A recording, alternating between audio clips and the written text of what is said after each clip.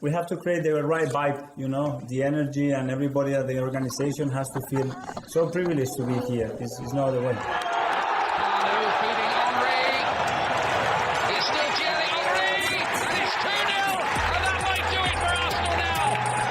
Thanks for listening to the Purely Arsenal podcast. Please follow us on Twitter at Purely Arsenal FP for all the latest Arsenal podcasts.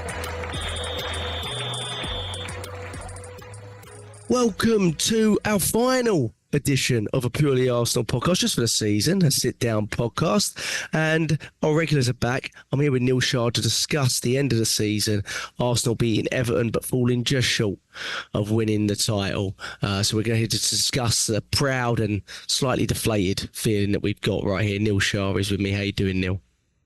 Yeah, you just said it there. Proud, but slightly deflated. I still ain't got over it. It's weird, isn't it? I've watched the highlights of the game, and then obviously you see all the faces after the final whistle, and it's like, oh. And I was trying to hold back the tears at one point. I thought, oh God, that feeling we're just almost just there, and it's horrible. But we're getting stronger each season. Well, we definitely are doing that. You're absolutely right. It's the hope that kills you, isn't it, really? And there's always hope. But there's always hope. If it's mathematically possible, there's always hope. And, I know you were there and my brother was there. And, the atmosphere from the stuff pictures you showed me and some clips my brother sent me look fantastic. This podcast, really, we're going to talk about, obviously, a little bit of a season review, a couple of little awards we're going to do, and really the overall feeling of how does Mikel Arteta make Arsenal even better. That's what we're going to discuss, because let's be honest, I mean, look, we had 89 points, best point total ever, most wins ever for us in a Premier League season, best clean sheet record, best defence on every data point, and yet we still came up short. And it can be tremendously frustrating. But before we get to all that, Neil, it's the first time we've been in a title race on the last day of the season since 1999. Unfortunately, we came up short then as well. But what was that feeling like going into the stadium? Because I've had a few games this season where I'm like, oh, really wish I was there for that one. Not every game always. I don't always think that in my head. Sometimes I'm just happy to be watching it. But this was definitely one of those. I was like, oh, God, I think I should be there, kind of a bit guilty kind of thing. How did it feel? Oh, amazing. You know what? There was one thing I forgot to say on Michael's pod, which it actually rings true. And it's really weird, but this is just a feeling for me. It's very personal. You know what it felt like, Jack? The day, the whole... How can I say? Because I got there really early. It felt like the last day at Highbury. It's really weird. I don't know what it was. Sure. I can't explain why, because obviously it's not last like the Emirates, but the atmosphere, it was like a carnival. You know what it is? I think it's because, I'll tell you why. Right, I think I've figured it out for me. Last day of Highbury was, although it was like a happy carnival atmosphere, it was also very sad too, because it's the last day at Highbury, and that was our home. And I think in a weird way, although it was a very carnival, very kind of everyone was really looking forward to this, there's an expectation that, with God, we could be champions for the first time in 20 years, or marking the 20-year invincible anniversary, whichever way you want to look at it. But then at the same time, there's like, if we don't do it, what's it going to feel like? Because there's, a high chance that's going to happen as well. And I think that's what it was. But it's also at the start where you've got, all the red smoke, and you got the bits on the side where you got the fires going, the flames going up. And it just felt a bit like Highbury's last day. But the fans were amazing. They have been for so long. You got to get down to a game next season, Joe. It's what Arteta has done. I think that's really all down to him, to be fair. What he's done for the fans and the atmosphere of the stadium is insane, absolutely insane. That game was another example where in the past where we've gone down a goal, the crowd have just got back on the team's back, and they've gone very quiet, and they've had a few boos and gasps of disgust in the crowd. we go a goal behind now, and the crowd get even louder. It's like, come on. And they really get behind all the players. They're so in tune, like the players have embraced whatever Arteta's vision is, so are the fans. And you could see it at the end, Jack. There wasn't an Arsenal fan that left the stadium. Not one. Yeah. It was absolutely packed to hear, for the lap of honour for starters. And you're thinking, lap of honour for what? I haven't won anything. Not won one trophy. But look at all the fans. What they stay behind for, because they understood that Arteta is making a lot of progress. It was a great atmosphere. It was really carnival-esque. It was fantastic, and I'm just blessed to have been there. So I'm really blessed and honoured. And you've got to get down there next season. I said this to you last season. You've got to get down there, mate. You've got to understand how good the atmosphere is. Well, I got there last season. I did get there last season. Oh, yeah. I got there for a couple last year. Leeds at home, I was there for. Oh, that's it. Yes, yeah, you were. Sorry. But, it wasn't as close to that. We were still about 10 games out from the end of the season. Obviously, after the Leeds game, we sort of collapsed a little bit. But obviously, being in a run-in like this is a real true run-in where you were in on it, and it was game in, game out, and any little slip-up would change things and all that. And that was that did remind me of the old days in a way, The frustrating thing is, though, going throughout the whole thing, I know I was pretty pessimistic going in, but Pep Guardiola, he just never really lost a run-in, It's not that he's not lost a league title. He's never really lost a run-in. Whenever he's been on a run-in, he's never really, I don't think he's lost it at any club. I don't think there's any, I might be wrong, but Barcelona, Bayern Munich, I don't think he's lost one.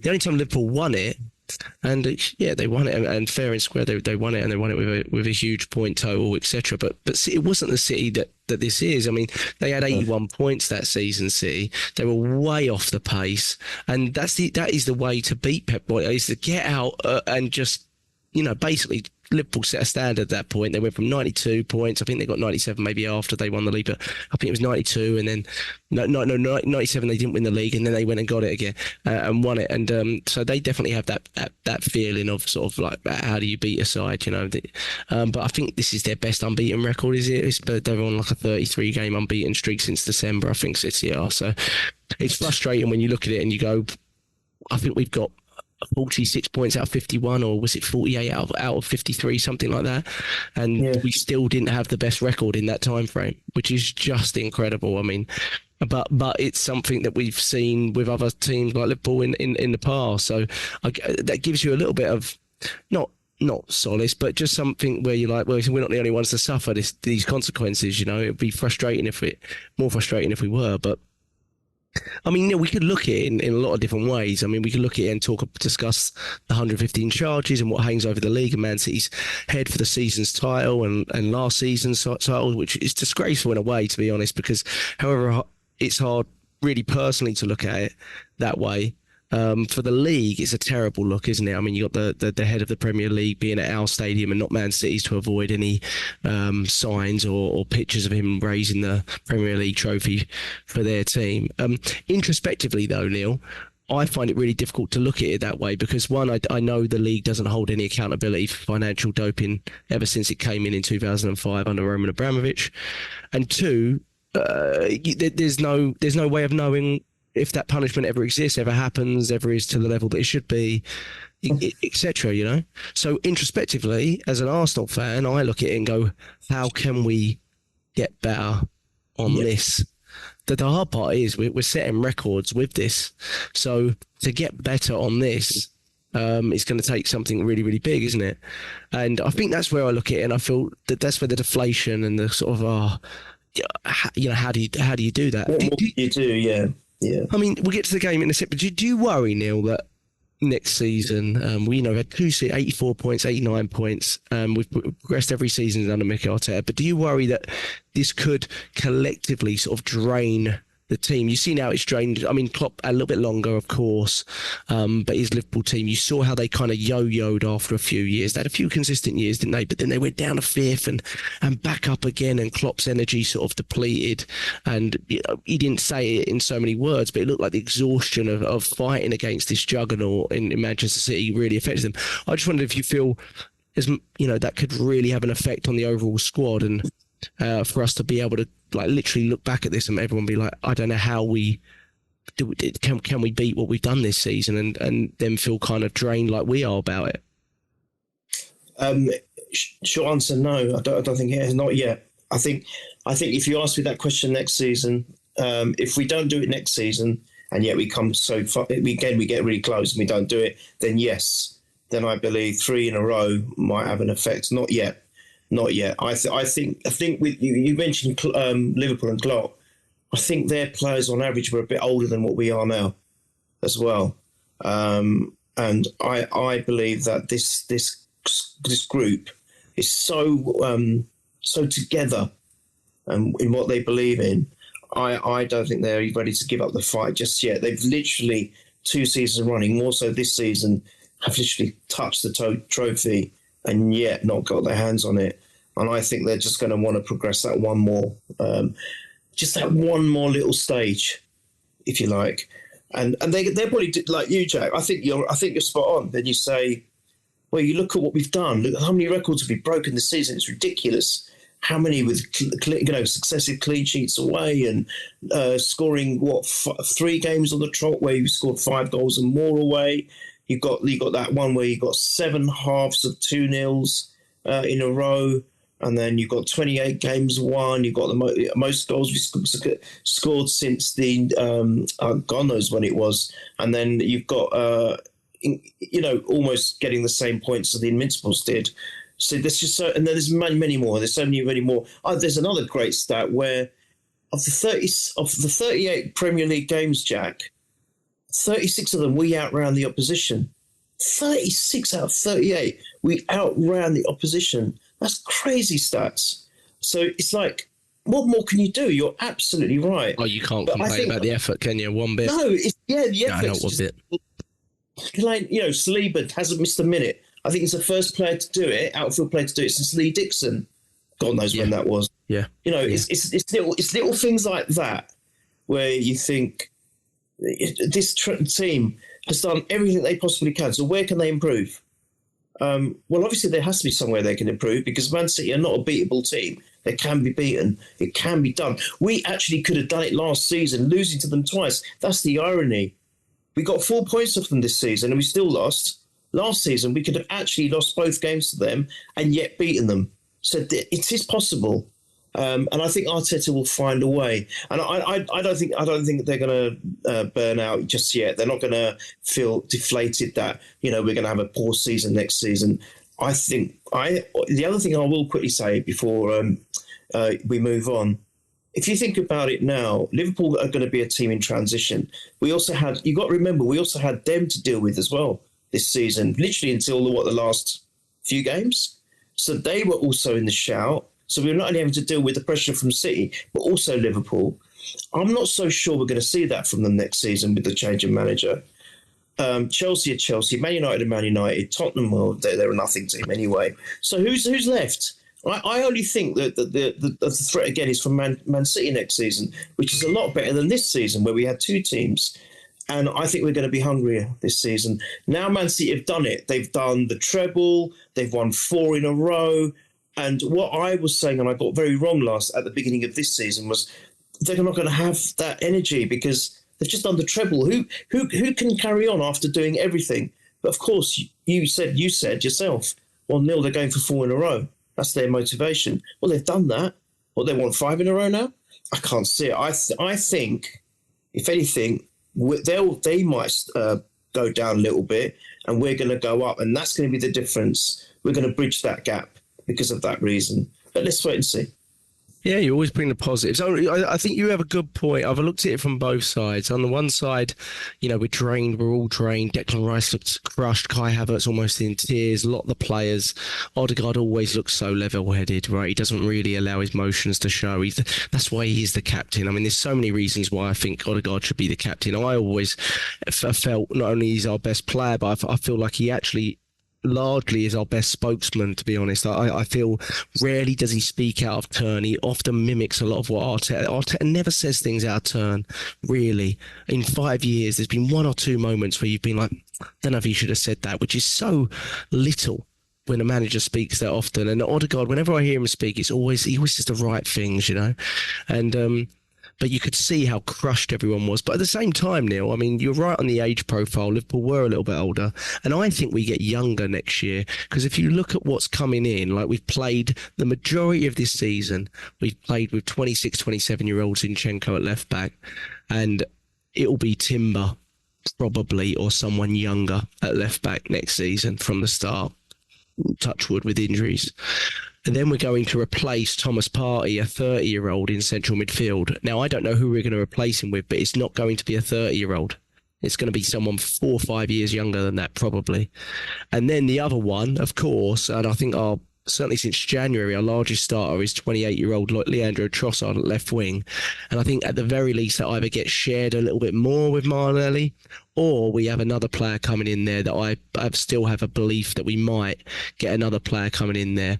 And then you've got all the other renewal of squad areas as well. There's been rumours of Gabriel Jesus leaving and things like that, and bringing in a younger striker. So all of that, I think, obviously everyone gets a year older, but collectively the squad may actually appear younger or at the same level, you know, which is a really good sign of where we got the squad at, and there's no contracts to worry about and all of that kind of stuff, which is really, really good. I mean, the main contract to worry about is our manager, right?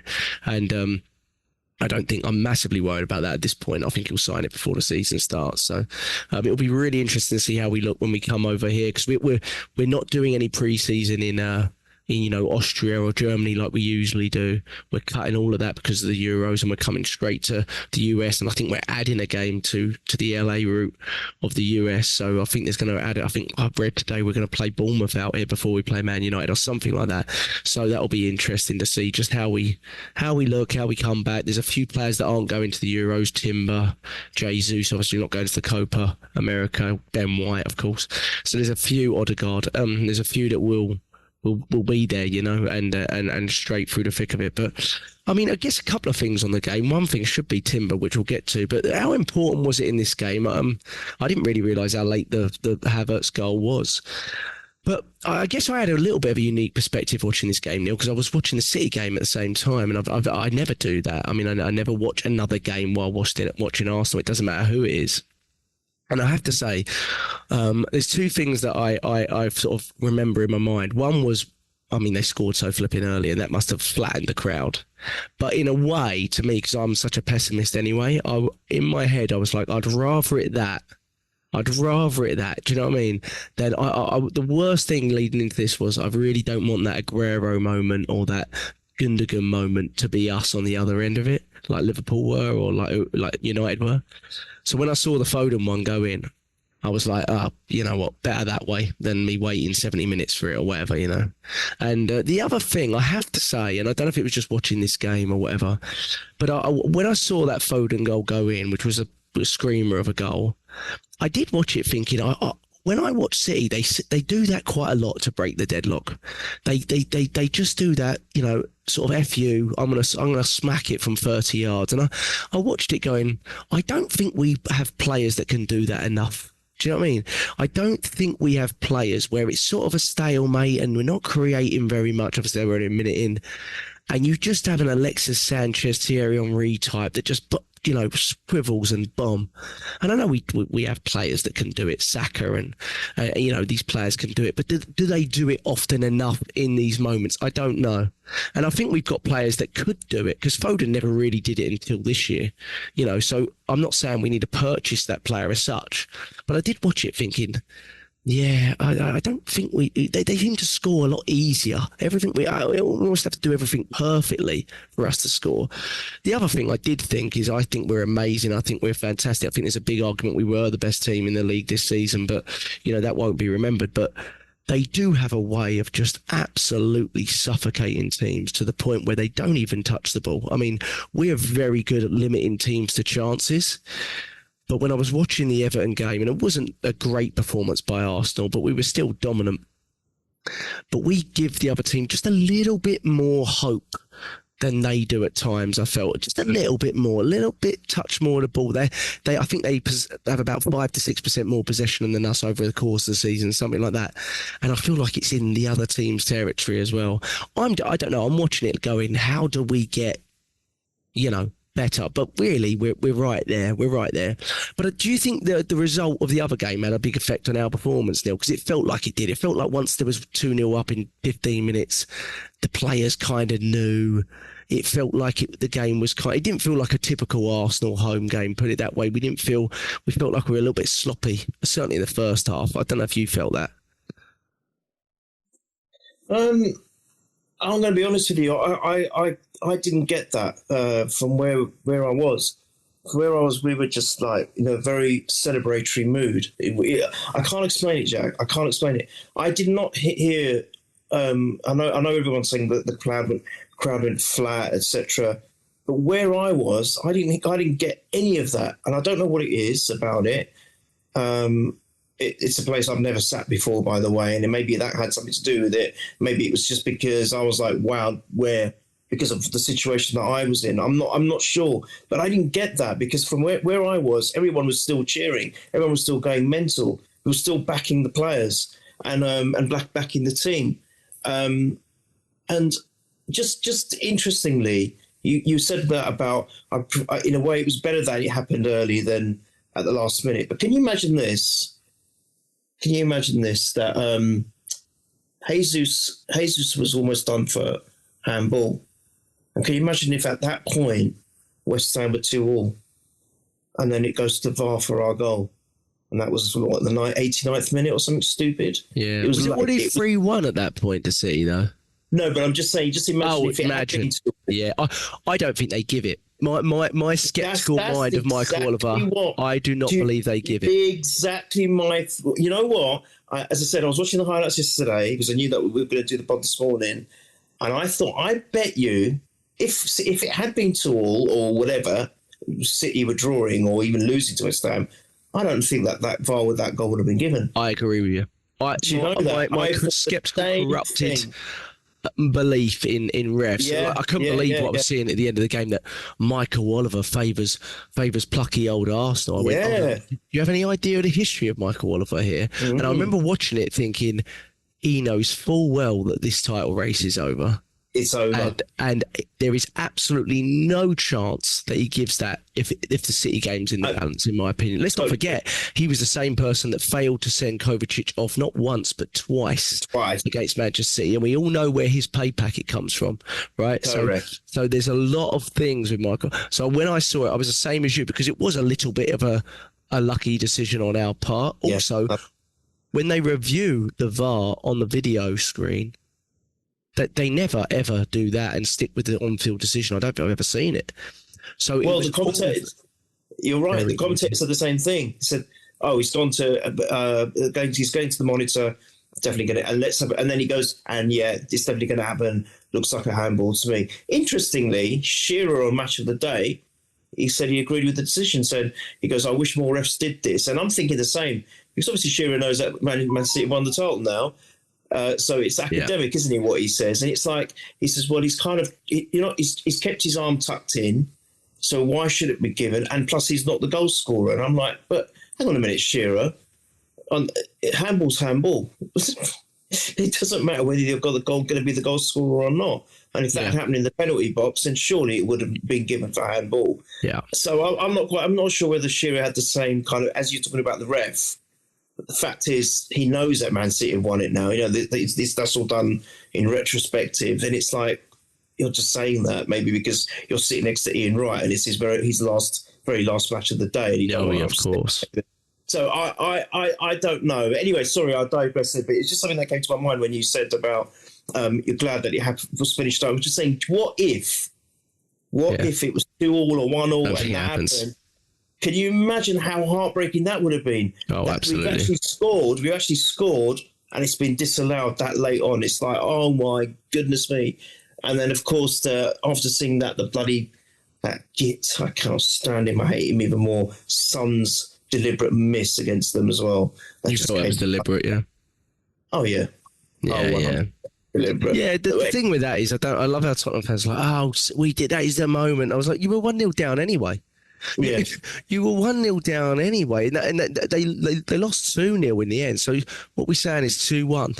I'm like, you know, I know you can't look at it like that, but I'm like, hold on a minute, let's not act like you lost Tottenham. You just lost every game. That's not having an effect on the title. You just went, we're going to let everybody beat us unless it's Burnley. Unbelievable manner. That's yeah. I mean, they're dreadful. Their attitude stinks. Tottenham, people say to me, yeah, but you would have done the same. It was a role. I said, no. I said, there's no way in hell. If I thought our club had a chance to get into the Champions League, you think I'd want us to lose a game? Are you crazy? The Champions League, getting into the Champions League, especially from where we were as a club, means that there's a potential of attracting better players. Yeah. And plus there's extra revenue. Why would I want our team to deliberately lose? What are you absolutely talking about? And the other thing is, what I found even more, well, actually it doesn't surprise me about Spurs fans, but they were actually celebrating. They're at their home ground, celebrating a loss. I wouldn't, if look, I might feel a little bit differently if I was at home, Jack, but if I'm at the stadium, do you think I'm going to cheer an opposition team's goal? Do you think I'm going to celebrate the final whistle when we lost the game? You mad? They're fans. That whole club, the whole thing about Tottenham is a joke. Oh, yeah, they're a joke. I mean, do you know what? I've always wanted them to stay up because of the comedic value that they're always Spurs. They were going to mess it up. But you know what? I want them to get relegated now. I cannot stand anything about that club now. They're pathetic. They're not even a football club as far as I'm concerned. Well, you know, I mean, I agree with a lot of that. I mean, I do understand the sort of mindset dilemma at that point, you know, your bitterest rivals. But let's say if the roles were reversed, Neil, we would have taken care of it in the home game we played against them and made sure we weren't 3-0 down in 40 minutes. That's what we would have done. I don't care where we were in the league. Absolutely no chance we would have let that happen.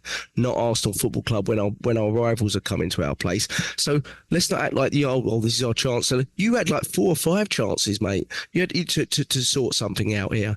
And you've not done. You just lost to everyone. Lost to Liverpool, lost to You just kept losing to teams. So that's the issue there. But what's the funniest part of this is they basically gone from believing they were in a title race and saying they were, you know, to being, you know, below Villa, and no one's talking about the fact that, you know, somehow their manager got London Manager of the Year, didn't win a game in London, didn't win a game against one London derby within the whole season. Spent the second most after Chelsea in the summer, by the way, as well. They're all saying, we lost Kane, this, that, and the other. I'm like, we know what it was like to lose a top striker, better strikers than Harry Kane. Right, we lost Thierry Henry, and we know that when we lost those players, we actually improved because they got to a point where they'd become too big. It was the right moment to let them go. Van Persie was another one. I know he went to a team that won the league, but we actually improved collectively as a team. I remember, as a team, I felt like we were better when we lost those top strikers because it just got to that point. So that was all nonsense. I was like, you've spent a fortune on players, right? Even in January, they were the biggest spenders, and they had one competition as well. Villa had European competition, and they still finished below them. No, they're an embarrassment, mate. But they're no different. I've spoken to Tottenham fans before. They don't care about Champions League. They don't care. Their whole ethos is based on what we do. It's nothing's actually based on them doing anything. No, they'd happily finish 15th every season if we didn't do anything. That's basically what their whole ethos. That's why I had no hope going into the game. I was like, that's why I try not to speak to any Tottenham fans, but obviously you run past them, unfortunately, and you sort of learn that there's no motivation at all on their end to do anything. Unbelievable. But yeah, no, I get what you're saying. I think Michael was saying the same thing. He's saying that the stadium felt very flat when we learned that they were 2-0 down. But then, of course, you know, I just didn't get that, and I really love that about our fans now. That no matter what, we're just getting behind the team and we're getting behind the players. And then look what happened. All right, we went down, unfortunately, but we recovered very well. Within 2 minutes, we got goal back. That lifted the crowd. And when 30 seconds later, we heard that West Ham had scored. Yeah. My God, the euphoria at that point was unbelievable because your hopes just double, don't they? You're like, hang on a minute, this could be a miracle we're about to witness here. So no, I didn't get that at all. I did not get that at the stadium. I just felt it felt generally a very happy day, and I think it was almost like an accolade that the fans were giving to the club and the players, that you've done so well, you've got us this far. You got to remember, it wasn't long ago, we were finished 8th 2 seasons in a row, Jack. We had 56 points in one of those seasons. 56. Now we're in the 80s. What, and 3 we've or got 4 more years than later? 56 goal difference. Yeah, exactly. So it was a joyous day, as far as I'm concerned. Yeah, it was almost. I was quite at peace. I guess my sort of feeling was sort of being at peace. Like where I was like, I had. You always get fans that try to mock you and say you bowled it and all that kind of stuff and things like that. And I'm sure I said the similar thing when Liverpool did it. In 97 points just for a laugh, but. You know, introspectively, what the feeling is, and you know that just wasn't the case, and so you're kind of at peace. You're like, we did all we could do, and it wasn't quite enough. That's frustrating. That is probably very frustrating as well. But at the same time, you're still very proud of the team. That's why you stayed there. I would have stayed there and given every one of them the biggest cheer. Stayed for all the speeches because they deserved it. They've earned it. Just because the trophy's not there, that's one thing. Obviously, that's the absolute icing on the cake. But I do think in a way it was important that we won this game. Because I think there would have been those question marks maybe, about, oh, well, we didn't do our job anyway. So even if City did drop points, we didn't do enough. City didn't even need to win. So it was good that we knew that we pushed them as far as we possibly could in that sense. And, we haven't come back from 1-0 down to win many games this season. I don't have the stats on that. Man U at home's one off the top of my head, I remember, but I don't remember too many. That's something when I'm going to ask you the next question, how do we get better? That is one of the things in the back of my mind I think we could be a little bit better at, to be honest. When we go 1-0 down, can we really bounce back quickly into those games? We have bounced back, but to win games, there hasn't been too many of those this season. But yeah, it was great. I mean, Havertz, with a finish, he's had a great season since January. He's been so prolific from that number 9 position. He kind of almost deserved that goal, and Odegaard kind of miscues it. But we had a lot of chances, didn't we? Smith Rowe hit a bar, I think it was. We also, I think maybe it was Martinelli that someone else hit the post. They had a couple of chances too, but I think Calvert-Lewin for them hit the post. But we were peppering their goal quite a lot. Havertz hit the post with his head, yeah, as well, from Martinelli's assist.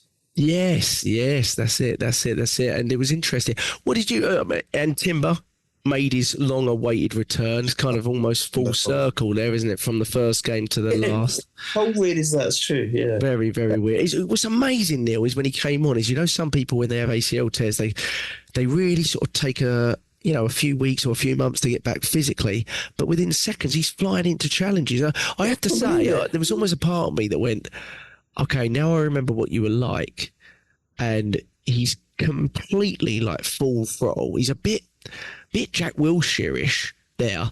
And I was like, I have to say that the concern in me was like, oh, maybe take it a little bit easier, Urian. But man, what a player. I mean, what a player. He's just all action. He's so good on the ball. I mean, he's gonna be wicked. I think it's such a good thing to get a full preseason behind him. I mean, he was fantastic, wasn't he? I mean, that was probably the big sort of talking point from the game beyond the win and the goals, wasn't it? But it was almost like unveiling a new signing. Yeah, exactly.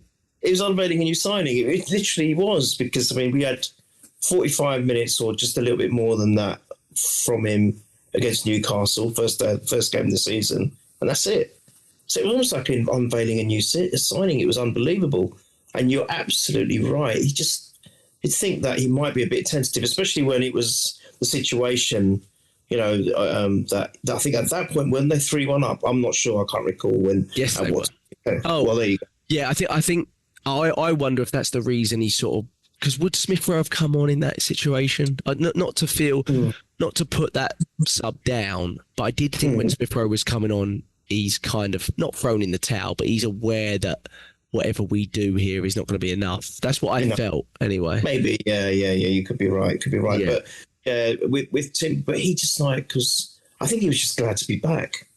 He was so glad to be back, to be playing football. I mean, I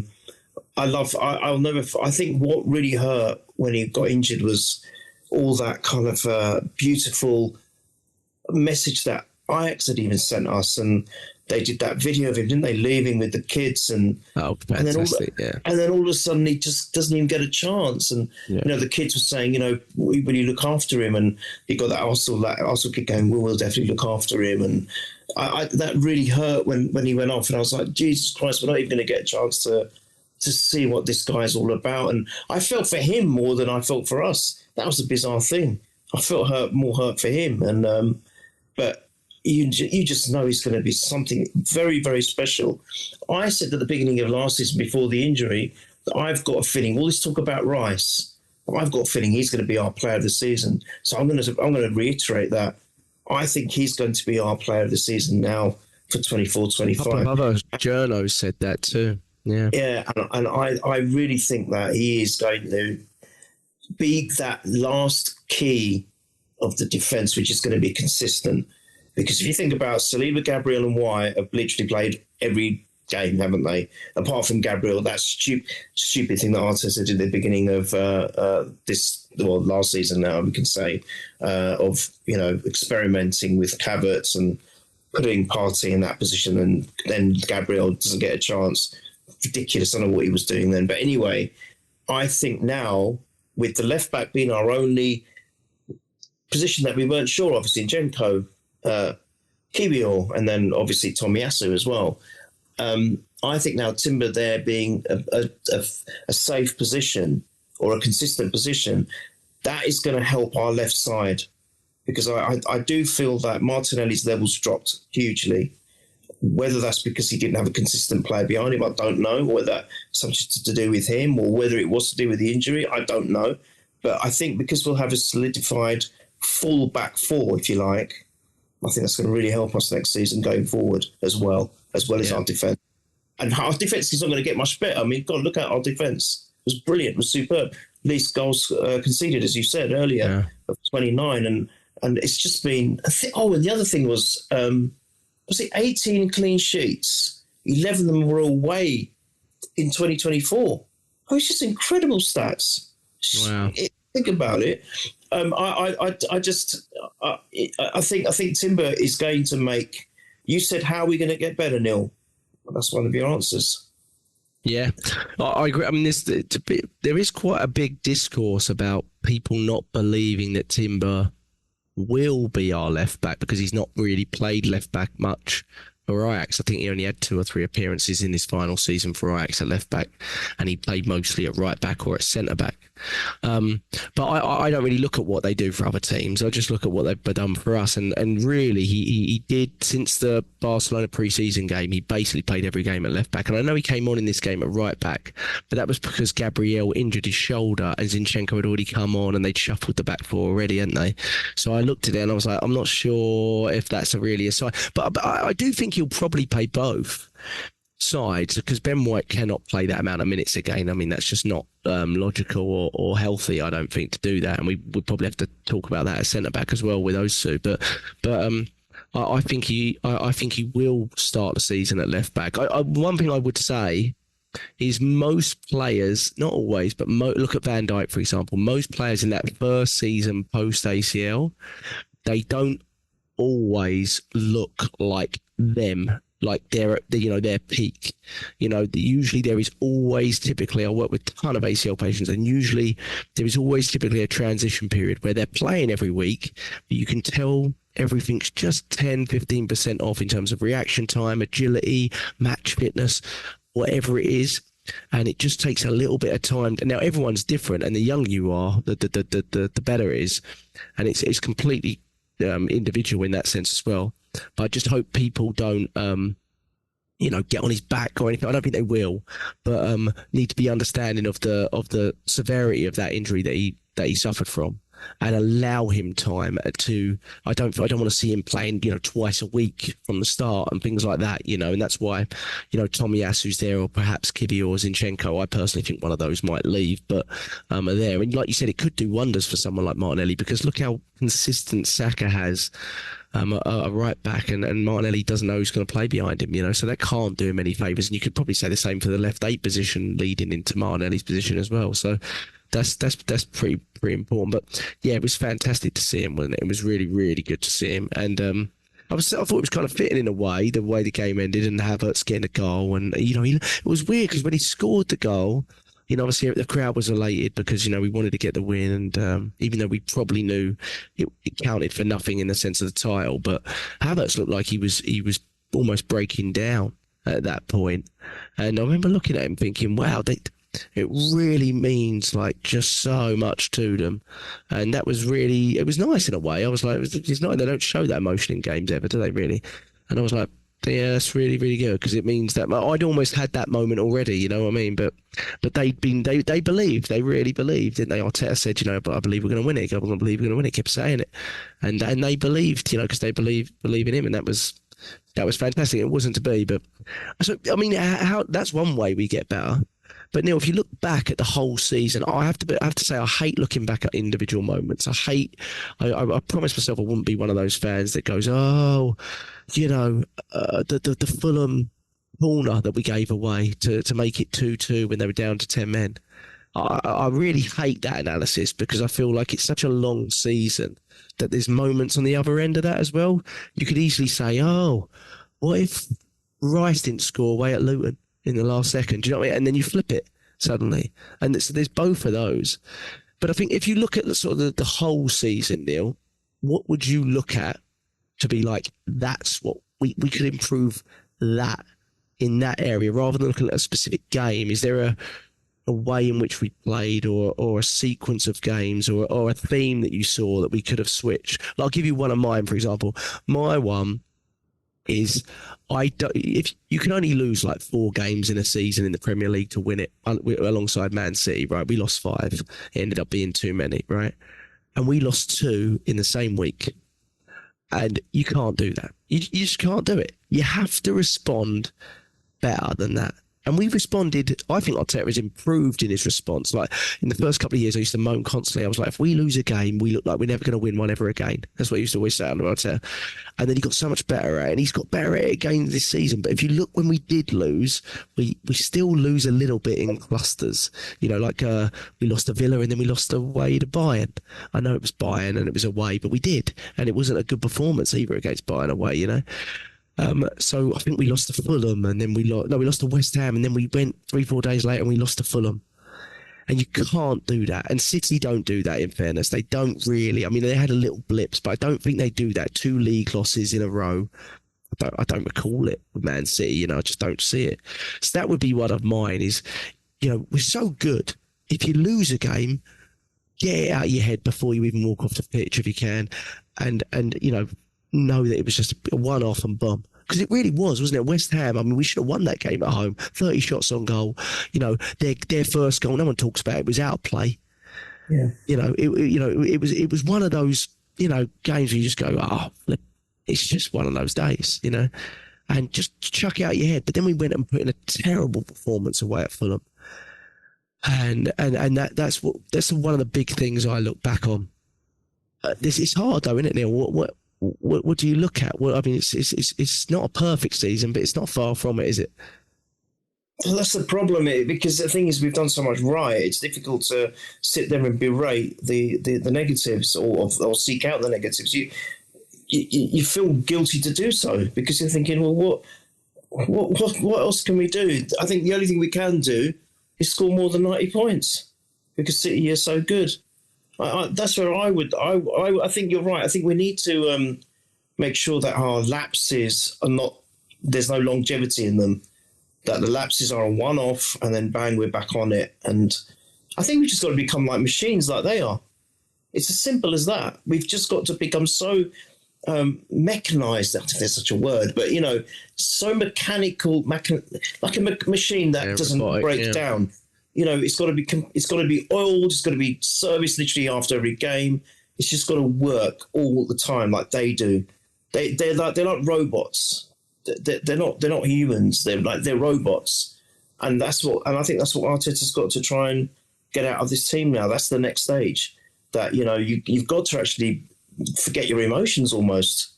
You've got to have no emotions while you're during the season. You have it's a one-track mind. Win. That's it. Well, we got the dog call win, haven't we? So that's it. Win. That's all it is. You do not think about anything else. And you're right, Jack. Almost even before they're walking off the pitch on a defeat, they're looking forward to the next game. Right, how are we going to put this right? We're not going to let this happen to us again. I'm really hurt that I've lost today. I'm really seething. Ray should be like, I've let a goal in. It's lost. We've lost the match. I've conceded like this clean sheet next game. Next week's clean sheet. All the defenders clean sheet. I think you're right. I think that's the way we improve, and I think we will improve. I think this is a learning. At the end of the day, you've got to remember we're one of the youngest squads as well, and we're going to have the players are going to be that much. The ones that's going to be there, of course, 1 year older. And 2 years now experience on losing it last season. I think all of that will help.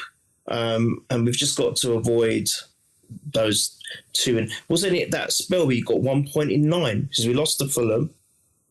We lost to West Ham. Didn't we draw to Liverpool? I can't remember. We may have done. I mean, we had it was right leading into Dubai, wasn't it? So, yeah. That's it. It was a horrible period. Yeah, I think we lost to Liverpool in the cup as well. Yeah, we lost Liverpool in the cup. Yeah. It was like, wow, what's going on? That's when everyone, obviously, they're lovely. The media loved it. Look at them, club in crisis. It's like, I haven't heard club in crisis about Chelsea. Haven't heard it about Tottenham. Haven't heard it about Liverpool are underachievers, not bottlers. Yet we're bottlers. How can you say we're bottlers when we lost how many points in 2024? Yeah, it's nonsense. How many points? It's nonsense that they said it about us last season and then have the narrative about Liverpool this season. Like last season, fair enough if you want to say, we did collapse, but Liverpool's collapse this season was far, far worse. I mean, look at it. But they're underachievers. Running. It's mental. It's mental. How are they underachievers when they've recently won the Champions League, won the Prem, won the domestic double? Oh, yes, they're 90% of those players, yeah. But they're underachievers, but yet we're the bottlers when we actually haven't even lost a game. We're bottlers if we faltered. Look at the running we had, Jack. We had United away. We had Tottenham away. We had Chelsea at home. We had a couple of other difficult fixtures, yet we won them all after losing to Villa, which was hurtful. You know, you're saying, how do we improve? Well, we've already shown it in this most recent of times, where that was a horrible defeat to Villa. I was at that game, and it was horrible. We were like, what the hell have we just done? Yeah. We should have at least got a point at them, if nothing else, but we've lost. And yet, after that, we've won everything. So, hang on a minute. You know, how are we bottlers? What are these arseholes talking about? It really incenses me. So, I think there is still fine-tuning to do. But there's one thing we can't legislate against, Jack. We can't legislate against the decisions that were made that made us lose that game against Newcastle. The ball is clearly out of play. That goal, there's three things wrong in one goal. The ball's out of play. It's offside. Gabriel's like pushed to the floor. Yet the goal still stands. Can't legislate against that. And I'm not going to use that as an excuse. Of course not, because as you said, the season's a very, very long season. But we can improve, yes, but we can't legislate against officiating. There's nothing we can do about that. And you know, that was 2 points. Yeah, that's 2 points that could have won us the league. Mm-hmm. Again. If we lost 6 points to Villa, still with Fulham, West Ham, and Liverpool. So you know, you could where'd you put the finger? But you're right. Recovery is very important after a loss. You're right. You're right about that for sure. Yeah. The other two that I would look at. I mean, I only say it's been such a fantastic season, but you can bet your life Arteta's sitting there, going, you know, analysing how we had 5 games where we didn't score a goal. That's a lot for a title-winning team, I think. You can't go 5 games without scoring a goal. And that's interesting when we've scored, 89 goals. Second top goal scorers in the league, best ever goals from an Arsenal team in the Premier League. Yet we went 5 games without scoring a goal. And I wondered always on those sort of close games, those 0-0 or 1-0 losses and things like that, where do we create enough in those moments where it's, you know, where we're not being creative and we're not having the best of games? Can we create those big moments to get back into the game? You know, and the other thing, which is not on Havertz as such, I think it's more on the management to see it, is 4 out of those 5 losses were Havertz at the 8 and Declan Rice at the 6. Now, I don't know if it's one or the other or the combination of both. Not really fair for me to just sort of look at Havertz at the 8 but that's a lot. And I think we should have seen that a little bit earlier, because I think we saw it a little bit earlier. We saw that he was trying to play him into the 8, but we saw there was a point where we were like, okay, enough's enough now. And I think we did it in the Villa home game. And I have some sympathy because I don't think we do it in the Villa home game if it's not sandwiched between 2 Bayern games to rotate and whatnot. But at the same time, I just looked at it and went, I think we are beyond that stage now. We can't do that again. We're clearly, sorry, I think I'll pause Neil a little bit here, but we're clearly more productive with, sorry, a little pause there. We're clearly more productive with Havertz at the 9. Should we be going back to it? We should provide a different solution. You know what I mean? There's all these little things.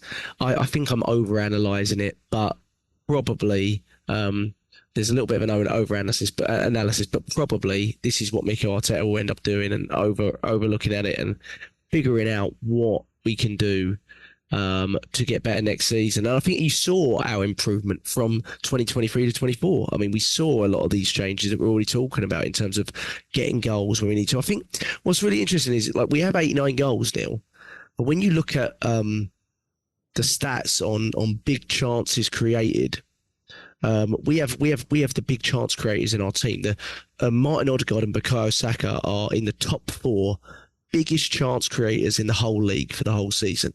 Number 1 is Bruno Fernandes because that's his only job. He's like a glorified Mesut Ozil. Doesn't do anything, but he just wants to create chances, right? That is what he is whenever I watch him.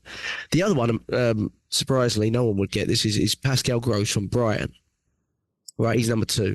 Then it's Odegaard and Bukayo Saka. They have the top. They're 2 of the top 4 assist makers in the league.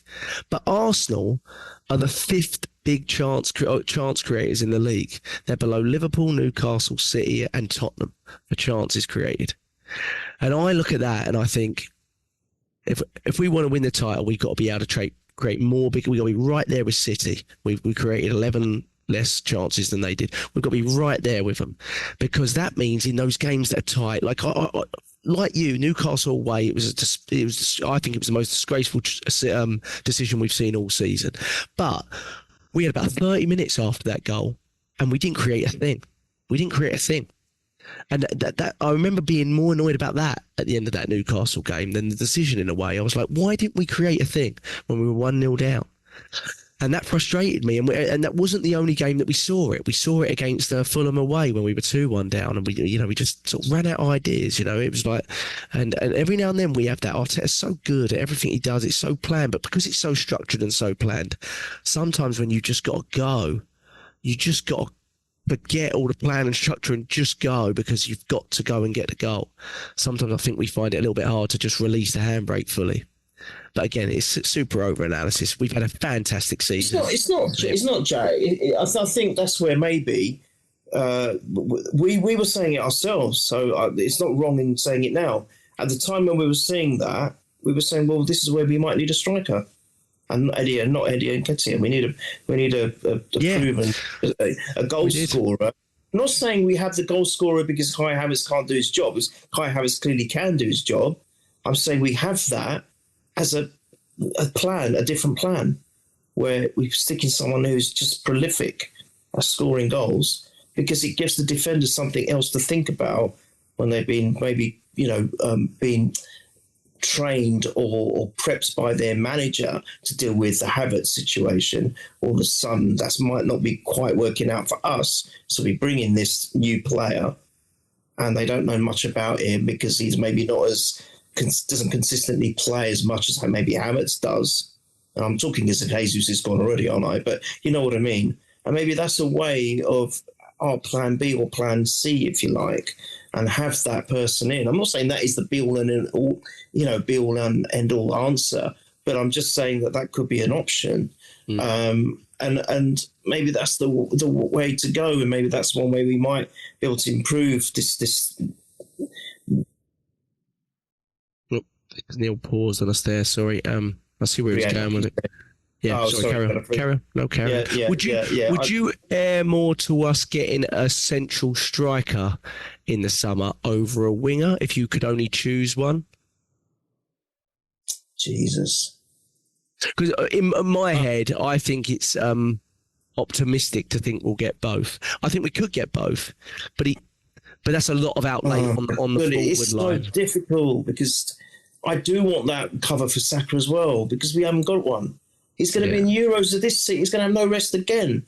It's ridiculous. What do you think about this sort of easing of Martinelli to the right wing that we're starting to see? I would. I mean, to be fair, he didn't do too bad. He was much more involved than he usually is from the right. He didn't do too bad. There was one run that he had was quite exceptional. I think it was a great assist by Ben White, I think it might have been. But he just went. He just collected the ball and went. And I think that Pickford actually made a good save from that attempt. And then you had the other one where we spoke about earlier, where he assisted Havertz. Havertz hit the post with his head. I thought he looked quite lively on the right, to be fair. He was definitely very involved, which is not normal for him. But then what do we have in the left? Because, look, I love Trossard. I think Trossard's amazing. You know, I love both of them equally. But Trossard can't do that for the whole season on the left on his own. And I know you can interchange with Martinelli, but then if his thoughts are, I'm going to switch Martinelli to the right, then either way, you've got to get cover somewhere, yeah?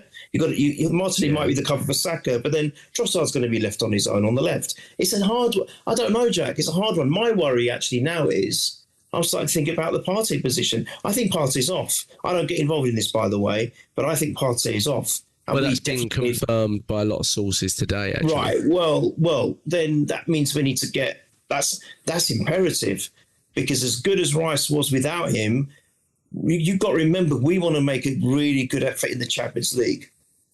And we're going to need the squad depth to do that. So we need a new Partey. And that's not easy to find. That's not easy to find. No, it's not. So we need a position there. Of course, we need a number 2 goalkeeper because Ramsdale's off. Yeah. And that's a hard decision. Do you go for the middle? My theory on it is, I think, because, you know, there's obviously been rumours about Gabriel Jesus, but I think the plan I think we would be accepting of bids for Gabriel Jesus personally as well. But I think the likelihood of those bids coming in are pretty low, because he's at 265 grand a week. He's having knee surgery. We know his knee history. Everyone else knows his knee history, blah, blah, blah, blah. So I think that in our heads, we're probably thinking repurpose Gabriel Jesus out wide, right? Like we've been doing later on this season, and put him out wide, make him an option as left and right, which I actually would be fine with. I think he's a very good option to be out wide. He's done it for City. He's all action. I think he could definitely do a really good job on either side for us, cover for Saka and maybe playing out on the left a little bit. But I don't think Gabriel Jesus will like that.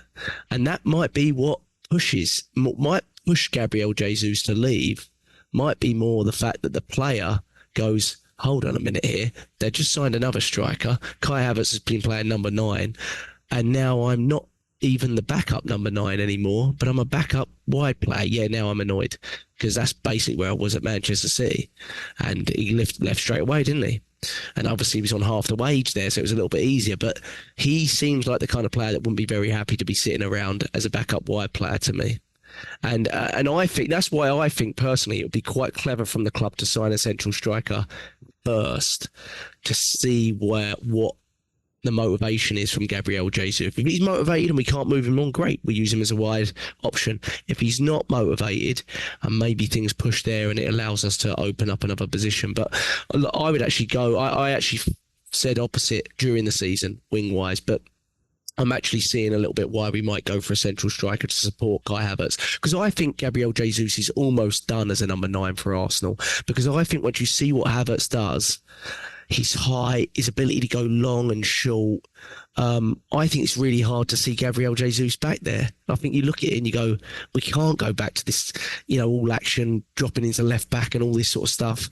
Gabriel Jesus and not being in the box when we need him to be. I don't think we can do it anymore. And it's weird, isn't it? It's like we want a number 9 to be a number 9 now, whereas we didn't when we were building. And I think it's just the next phase of the team. That's what it feels like. It's just the next phase of the team. But it'll be very interesting. Neil, fantastic season. Should we do some quick fire questions that we spoke about offline? Go. Who's your player of the season for 23-24? Well, for this whole season, it's Odegaard. Saliba is close. Gabriel's close. Rice is close. That's nice to have an option. But for 23-24, it's Odegaard. For 24, Kai Havertz by a mile. Yeah, I see where you're going with that. Yep. Fantastic. I agree with you wholeheartedly. There was a stat that I found on him that he's the 5th in the whole league for ground covered. And everyone will go, oh, yeah, well, he runs a lot. And I'm like, but that's a technical... That is the equivalent of Bergkamp, or Ozil being the 5th in the league for ground covered, or De Bruyne. They're no way near on the list. You can check the list. Technical leaders like Messi, they're not supposed to be the players that cover the most ground. Now, we do have Declan Rice, who I think's in 4th in the league, or 3rd, so he's above Odegaard. But we know we knew that was about Declan Rice. Odegaard is the leader of the press, and that is such a humble way of being, because I think he's our most gifted football player. And most gifted players usually aren't the most hard-working. They usually aren't. They've got a chip on their shoulder, a bit of an ego. You can even see it with kids like Cole Palmer. He walks around after the game. Do you know what I mean? You never see it with Odegaard. I mean, we're so lucky to have him. Oh, 29 million. Unbelievable. So we're in full agreement there. I'm not going to give you a different answer. I'm going to stick with that one.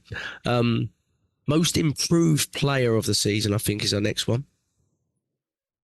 Oh, God. Did I give you that one? I don't know if I did. You did. Most improved player. Well, I'd say Kai Havertz then. Yeah, that was mine as well, yeah. Yeah, I mean, 23-24 is a huge improvement, wasn't it?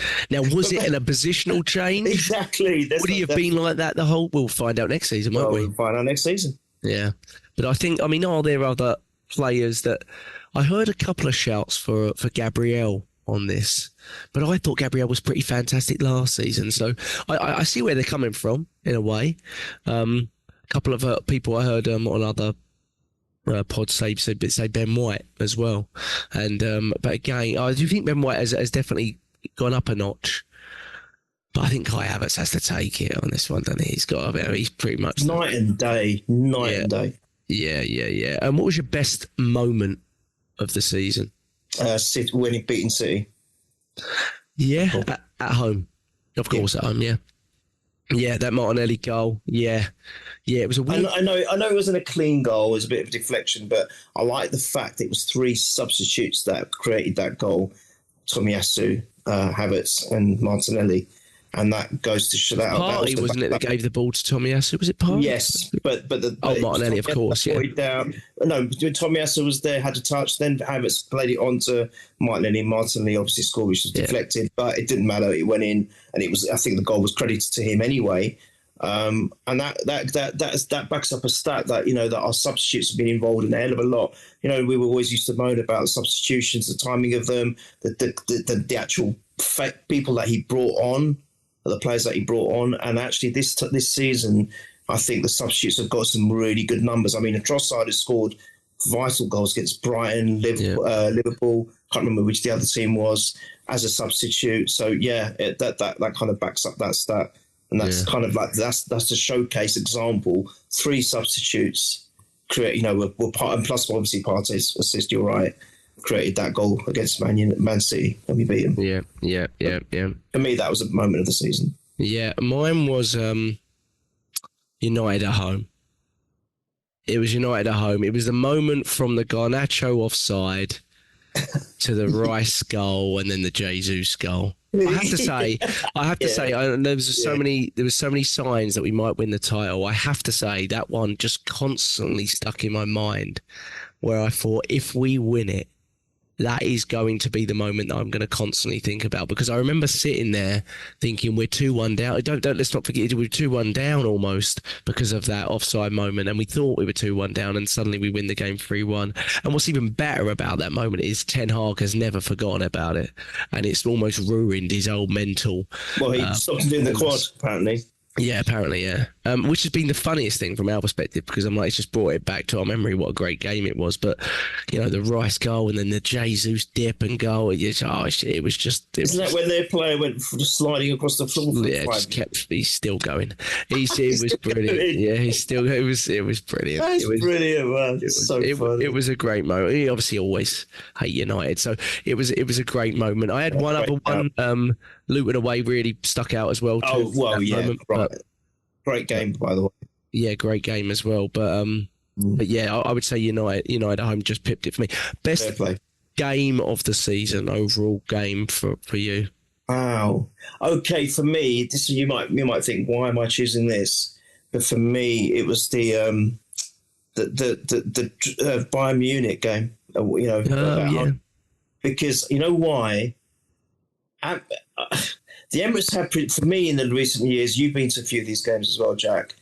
The Emirates has produced some unbelievable moments from an atmospheric point of view. Unbelievably so, and especially in the last couple of seasons, it's just gone up another level. But that game, oh my God, the noise levels was ridiculous. I think obviously it helped that they didn't have any away. There was no away fans. It was all Arsenal. Well, supposedly so, because I remember when they scored, we had a whole area of where we were sitting. All Bayern Munich fans started getting up and shouting, and stewards had to do a job of trying to get rid of them. That was quite it was crazy. So there were a few who had got in somehow, and there was a warning email that had been sent, by the way, to season ticket holders especially, that if we find out you've given your season ticket away, sold it to Bayern Munich fans, you're banned for life. So that was the only kind of little bit of a dampener. But the atmosphere of that game, I'm not just talking about the game itself, which was quite exciting. It was, we managed to get a 2-2 draw in the end.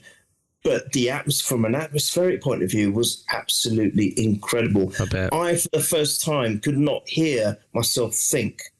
It was that loud, Jack. It was literally quite simply deafening. So for me, that stands out in my mind. Yeah, I bet. No, I can understand why. I mean, I didn't, but when you're in the stadium, things just, you see things that we can't, and now, of course, I can understand it. From my perspective, obviously not being in the stadium all season, but it was Liverpool at home. And the reason it was Liverpool at home was because at that time, there was this narrative that Liverpool were just this unbelievable team. They were top of the league. They were 5 points clear. And all Arsenal fans going into that game, because I think a lot of us were watching City and Liverpool just as much as we were watching us. I think we all knew how much better we were than Liverpool. But the points in the league wasn't showing it. But when we all talked, there was always conversations where every Arsenal fan I had, then we were like, I don't understand how Liverpool are where they are. They are unbelievably lucky. They are no way near what we are with City. You could have made the argument with City all season. You could have gone blah, blah, blah. But Liverpool were never there. They never should have been there, right? And they hung on because of the Klopp energy and the crowd and Anfield and blah, blah, blah, blah, blah, and Alisson being in goal and being unbelievable for the first 6-7 months. And what was really fantastic about that game was I thought we were so much better than them, and I really hope we show it. And we literally wiped the floor with them. They had one shot on target. This was the most creative team in the league at the time. And actually, I think they are still now, actually. Their XG is the highest for chance created. But they had one shot on target against us. Don't forget, we just previously lost 2-0 to them in the FA Cup. And the crazy thing about that game was we should have won that one as well. I know, we should have won that one as well. And we should have won in the Anfield. I thought we played well. Yeah, we probably should have nicked that rather than that silly mistake when 2 players slipped to let Trent in. But yeah, we were. And I've watched it. I was like, even when we conceded, it was like it was an own goal. They didn't even shoot, and I that was my sort of game where I was like that was everything I had hoped for in that game. We did exactly what I thought we should have done. We made everyone on their team look exactly what they should have looked like. You're right. And I felt really, really good about that. And even though we were still behind at that point, and Liverpool fans were still muttering stuff, I was like, nope. In the end, I know we didn't win the league, but in the end, we're going to prove we are way better than you. And that game was a real sign of that. And it's not easy to do that to Liverpool teams under Klopp. It's not. That's really not. So that was fantastic. What was your most disappointing player this season? We've had our best player and most improved player. Yeah. Who was your most different player? Who did you say? And not through his own fault, but Martinelli for me. Yeah. It just was at the levels that you'd expect. I mean, yeah, the injury was unfortunate. It probably was a lot worse than everyone thought. But, and of course, I mean, we've already mentioned the fact that maybe there wasn't any consistency behind him. And then, you got the 8 as well. And because he was, maybe just didn't have the players around him, but he still didn't, when he had chances, he just didn't look like the player that we all hoped he would be this season. They had many chances where, especially after he came back from injury, where he's had chances and it's just does not been himself. But I think because I've got so much time for him and I want him to do so well, from a personal point of view, he's my disappointment this season. It's not a criticism, by the way. I'm not getting on his back. It's more my own personal disappointment for him. And I just hope that he can be a revelation next season for us. Maybe like another new signing, who knows? A fresher Martinelli that we all hope for. But yeah, Martinelli for me. Yeah, no, I understand. I think he definitely will feel he had a disappointing 2024 at least. So yeah, I was in two minds with this one. I was like Vieira or Gabriel Jesus. I didn't know which way to go with it. I feel like I'll stick with Gabriel Jesus because Vieira probably wasn't expected to make a huge impact on the first team anyway, but I do think he's been disappointing so a little bit in his actions, and obviously he's been injured. Both of these players have been injured, but I think Jesus disappointing, obviously the injuries again, but I also think he's starting to show that he's not really physically, not just beyond the injuries, like physically in the shape that he was when we first signed him, right? Injuries don't help, but I think he's one of those players that needs to be constantly playing to be in physical shape. You remember Sol Campbell was a bit like that? Like, do you remember every time Sol Campbell would get injured, to be like, oh no, we've got to deal with a month of his return when he's like slow and can't turn for a month. And I wouldn't say it's quite to that degree, but when I watch Gabriel Jesus now, I think I went and watched the pre-season of him last season, and honestly, the guy's about 15 pounds leaner from the looks of things. I mean, he's leaner, he's more cut, he's more agile, and I don't think the injuries help that, of course, but you just started to see that he's not a focal point in the team anymore, and he can't be because he's not relied upon anyway physically. But when he comes in, he can't provide to the level, and because he's the way of playing, he can only play one way. He's all energy. He's like Alexis was. But if you've not got the physical prowess and fitness to do it, you're causing yourself more problems, aren't you? So I think it's Gabriel Jesus. Not totally his fault, but yeah. Would you also just so I know this is not my choice, but also Zinchenko's there for me. Yeah, he was. I had him listed, and I thought just behind maybe, but yeah, I agree. Certainly in the 2024 as well. Yeah, and that might be these all might be players that might be on the chopping block, mightn't they? Really, but what was your most disappointing moment of the season? I guess this can be interpreted many ways, but I guess it could be disappointing moment as a whole, or the way we played or showed up or whatever. This is the one I was struggling with. You said the question side, because I don't want to sound like a broken record, but for me, the disappointing moment has to be, well, it's actually two, if you don't mind, for different reasons. I would have liked to have seen more progression in the cups, the domestic cups. Great point. Yeah, and I think we've got to do that next season. I don't want to just dismiss them. For me, the FA Cup means so much, and we need, if not the League Cup, because Wenger never really, he got to a couple of semi-finals and then a final, but I think the domestic cup was a disappointment for me, Jack. That's 2 seasons running now, or 3, is it? I mean, since we won it in 2020, we ain't done anything in the FA Cup, I don't think. We've got to improve that. So that is disappointing. Yeah. But for a moment, I'm going to go back to that Newcastle game, and I'm not saying that's the reason why we lost the league, but that decision really, not disappointment in our team, so maybe that I'm interpreting your question wrong, but that was just a very disappointing moment. I mean, I wouldn't use the word disappointment. You can imagine what was. Yeah, well, I do have most disgraceful moment, and I listed that as mine. Yes. That is that just sticks in my mind big time. But yeah, I would say progression in the domestic cups was disappointment for me. Yeah. I looked at it a little bit more. A moment. Yeah. But I mean, you can look at it either way. But I had two. One was Villa away. I got because I felt we should have won it about 4-0 Villa away. I don't know if you remember it, but we went 1-0 down early, and then they just played. It was almost like a schoolboy game where they played all their defenders on the halfway line, and we just could not finish. And we could not even make the final ball to finish. And that was frustrating. The other one was Bayern away a little bit, because I know it's Bayern, but I just felt this isn't the Arsenal that we know. away at Bayern. I was watching it going, the Arsenal we know would beat this team, but the occasion got to us. I felt the defeat to Villa the week before, maybe lingering tiredness, whatever it might be. Rice looked like he was running in treacle that day. And I just was watching it going, don't go out with a whimper. And I think we did a little bit.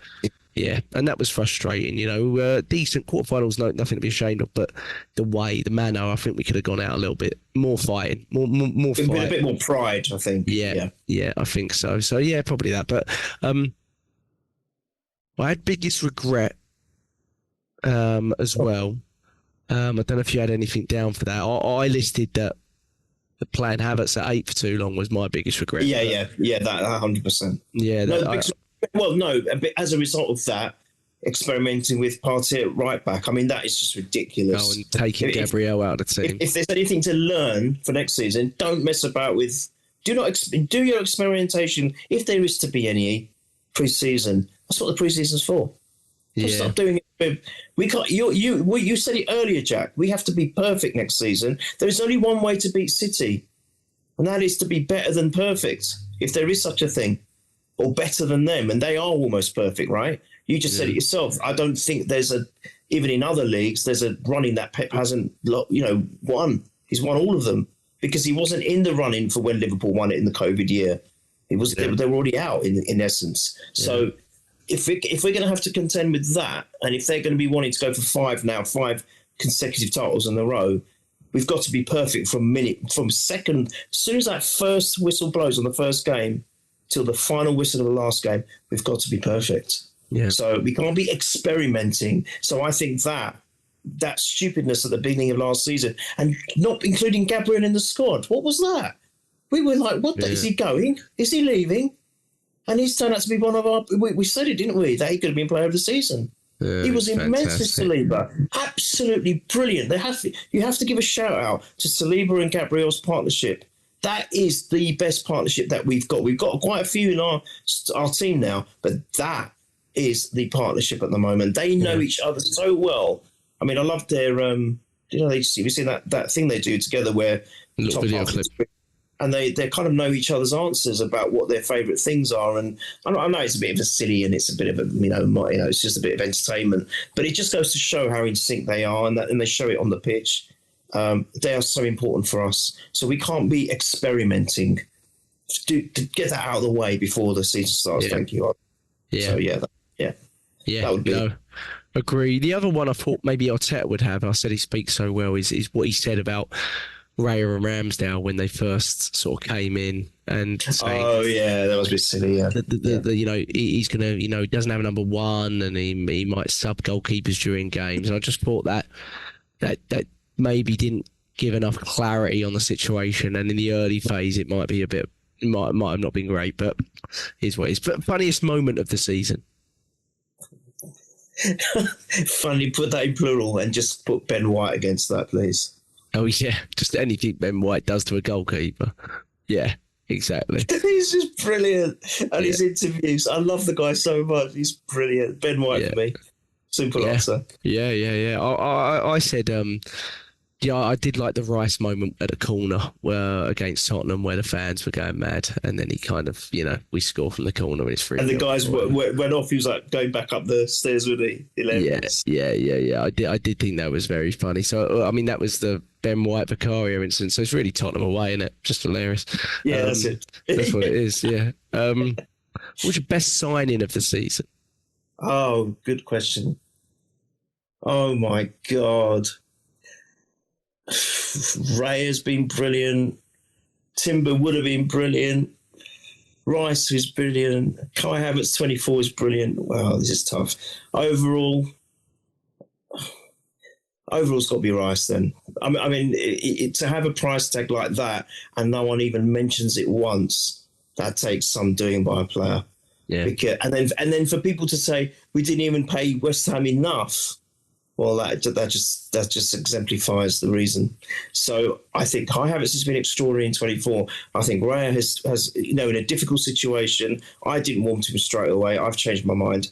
But he was in a difficult situation where he came along and he got Ramsdale, a fan favourite. And he's just in his first interview I'm not getting involved in that. The boss will decide. It just, when I look back at that now, I think, Christ, man, you were professional right from the get-go. Right from the get-go, you were professional. You said, it's up to the boss. I'm not getting involved in that conversation. So you got that, and then you've got, obviously, Timber's unfortunate. We can't talk about him, but what that tells me, though, Jack, we're so good with our signings now. There isn't really a bad signing. You think even Gabriel hasn't done bad. No. There isn't a bad signing. You're thinking about what the work Edu and his team are doing, the scouts are doing. Arteta obviously gets involved. It's not a bad signing anymore, is it? If you think about it. Sambi, Vieira are probably the standouts. Yeah. Okay, all right, I agree. Within the league, though, he's got a really incredible hit rate, which makes me think we're going to sign more from within the league again. Absolutely. So. It's got to be Rice. You could have chosen any one of those, but Rice to me. I chose Rice as well. I think as the whole season. Who's your unsung hero? Oh wow! Again, that's a difficult one. I looked at that and I thought, well, who do I pick? Do you know what? I'm going to say White. Yeah, he doesn't get talked about a lot because he's got the two centre backs near him. Yeah. Everyone talks about, as we just did, I just think that in the whole team, I think I'd say Rice. White, because he just gets on with it. And I think since that break, where they had that week off or 2 weeks off, he's just been phenomenal as well. He wasn't looking quite himself before that. And I think after that break, he started doing what we used to see him doing with his overlaps and getting involved in goal contributions or making things happen, going with progression. And he just looked fitter, stronger, and more up for it. But I don't think he gets talked about much. Maybe he doesn't. Maybe he likes it that way. He doesn't like football anyway, does he? So, White. White for me, unsung hero. Yeah, I went for Raya, actually, my unsung hero. Because, best clean sheets in the league, Golden Glove, 6 games he missed, came in with no pre-season. Don't think it's easy for a goalkeeper to have no pre-season. I'm not sure what position is easy, but I can't imagine goalkeeper's one of the easiest. So it's got to be pretty hard to come into a new team that plays in a completely different style. He's never been at a team that plays so dominantly with the ball.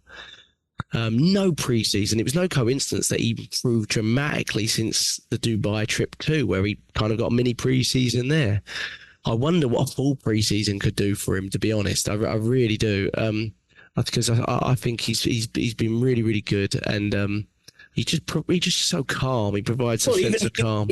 Even in the Everton game, there was that shot, wasn't it? And it was a great save. Yeah, it was an amazing catch, wasn't it? He did it with such authority. It's like, Christ.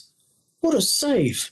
Yeah, it really was, and that just showcases what he's all about. He's so calm, and he's so he might not be the biggest keeper in terms of height, but he makes up for it with the way he catches, and he's got so much authority with the way he can get up, grab the ball, and hold it just so convincingly. And even when you think that he might not, he drops and he just smothers the ball. And he does that, I've noticed, when the game's about to close and he's trying to kill a bit of time. He's very good at doing that as well. That's a great shout as well. I think he's been tremendous. He's been tremendous. He's going to be even better next season, I'm sure. Yeah, I think he is, yeah. Most disgraceful moment, we said that already, Newcastle away. The other one I noted down was Chelsea away that no one talks about for some reason. But Chelsea away, they got a penalty because Saliba went up for a header next to Mudryk. It was about an inch away from Mudryk. The header from Mudryk's going towards the corner flag, and they give it handball against Saliba. It was never a handball. It's a ridiculous handball to give. I know his arms are up, but everyone's arms are up when they head the ball. He's an inch away from the ball. The ball's not going anywhere near the goal, and they give it. But the other thing that happened was Gabriel Jesus got absolutely clotheslined in that game, and they never gave a penalty or reviewed it, and it doesn't get mentioned at all either. But I don't think we were particularly good in that game, but either one of those decisions goes our way and we win the game. And that's what's really frustrating to me, actually, because I watched that. I remember watching that game, and people going, "Oh, Chelsea have just been so fantastic here," and they hadn't been. They'd scored from a penalty and a fluky cross that went into the back of the net, and they hadn't been good. It was a nothing game, and we actually did quite well to get ourselves back on level terms because we weren't playing great, but at the same time, the big instances did not go our way at all, and yeah, that was very frustrating to me. Also, we have to mention the horrific, what could have been potentially career-ending tackles that never got any punishment. As well. Yeah, there's a lot of them. 4, 5, 6. Yeah, Gilman, Nicholas Jackson, Kovacic. Yeah, shocking. Exactly. I don't know how they got away. They got away with it. Yeah. There's been so many dreadful decisions ago. I've had that as well. That's a thing that people have said to me this season, especially Liverpool fans, is you got quite lucky this season. And I was like, is that based off our performance or decisions, or what were you basing that off? Some of them will say, based off of injuries, which I also think is ridiculous, because some of our key components have literally just not been there all season. It's not about the amount of injuries, it's about the ones that actually affect your team.